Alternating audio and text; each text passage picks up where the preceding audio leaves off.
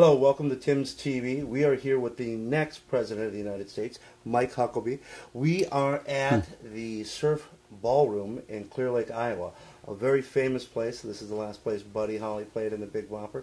Now, Mr. Huckabee, our next president, is a very, very musical politician. Tell us a little bit about your interest in music. Started playing when I was 11 years old. I wanted to play earlier.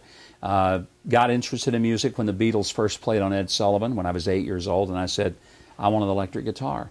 So I begged my parents for an electric guitar for Christmas, and they said, we can't afford it. What else do you want? So I put other things on my list, and I got the other stuff. For 3 years, I kept saying, I want an electric guitar, and they kept saying, we can't afford it. So when I was 11, they said, what do you want? I said, I want an electric guitar. They said, well, what else if we can't afford that? I said, I don't want anything. If I can't have an electric guitar, I want nothing. I later found out how close I was to getting nothing.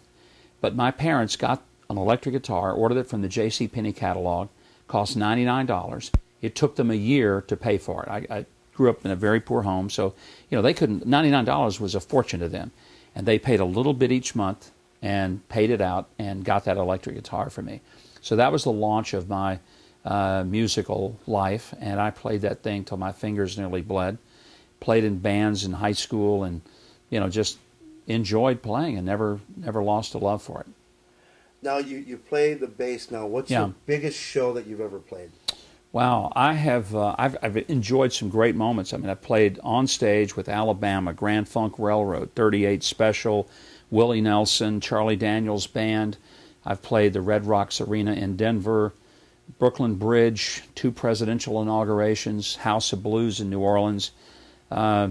Gigs that normally you wouldn't get, but if you're a sitting governor and you're front a rock and roll band, it's amazing how many places you get invited to go play. Now you're here at the Surf Ballroom. Yeah. Very historic place, world famous. It's like a museum in there. It's a shrine. It's unbelievable. It's the most amazing venue that I've ever played in terms of just, it gives you this extraordinary feeling of being on a stage where basically every one of your musical heroes have played. It was, of course, made famous largely because it was the last place that Buddy Holly and Ritchie Valens and the Big Bopper played. But more than that, it's just a great venue that was designed for music, and they didn't mess it up. They didn't modernize it and goof it all up, and it's still just like it was in the 50s. Dion was a guest on my show on Fox, and he was here that night. He played, and he was one of the ones who flipped the coin to be on that airplane. And to hear him tell the story is just chilling, that it could have been him. But, he was a part of the Winter Dance Party back in '59 when that all happened. And it was an amazing story to listen to him tell it. Now we're here in Iowa in the winter again. But we're not flying out of here tonight. Very good. Guarantee you. We're staying on the ground tonight, yeah. Have you ever played, or what were your favorite Buddy Holly songs? Probably That'll Be the Day and Peggy Sue. I think those two. I mean, he had so many great songs that he did that had a huge influence on the later so-called British invasion, which was really nothing more than the reinstitution of American music to Americans by British artists who took the American songs and everybody thought they were British. Now, we have to go do a little bit of politics. There is a caucus coming up relatively soon. Oh, yeah.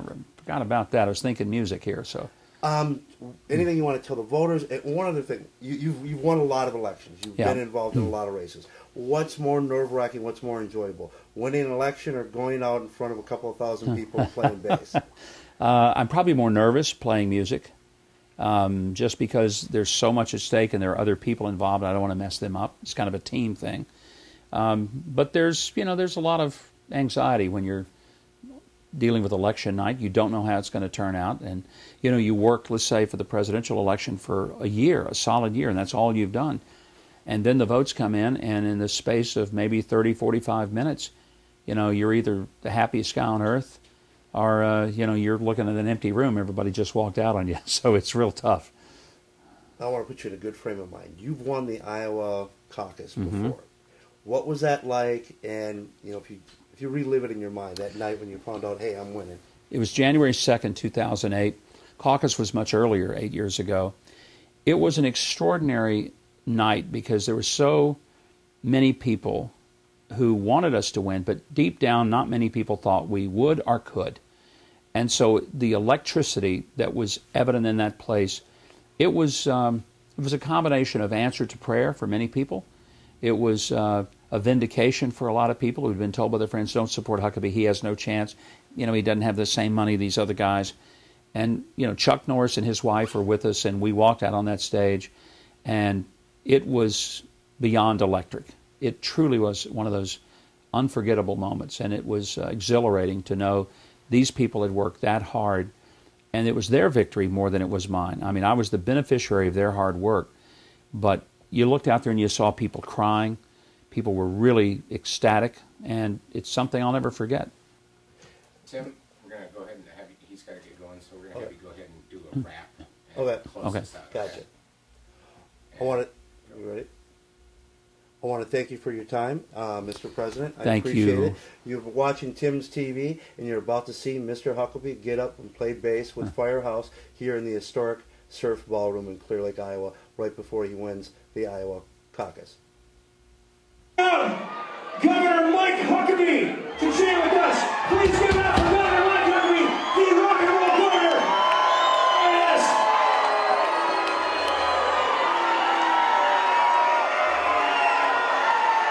Give him a warm Iowa welcome. We love this man. Give it up. All right. Thank you, people. So we're going to do some rock and roll. Alan's going to sing it. The governor's going to play some bass. Mikey's going to start on the drums. We want you guys to sing along if you want. Hey, I'm going to play keyboard. Hey, don't mind me. I feel a little naked without my bass, but Mike's doing a fine job.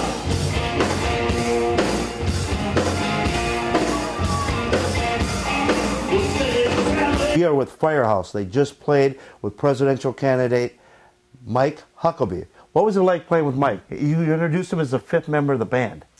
He is the rock and roll governor of all time. I mean, anybody who's jammed with Lynyrd Skynyrd and Def Leppard is cool in my book.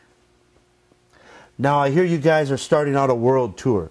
Where are you guys going to perform? How long do you think you're going to be out on the road? Well, we're on the road forever, and it's pretty much the world and elsewhere. That's right. Yeah, we're going back to India. We'll probably go back to Indonesia. But we're all over the United States, too. We're playing Minnesota pretty soon, so come on out. We're playing Illinois here next month. It's going to be Bahamas. We just came from the Philippines. We're all over all the time. We've been doing this for 25 years, hitting it hard. We're road dogs. We never stop.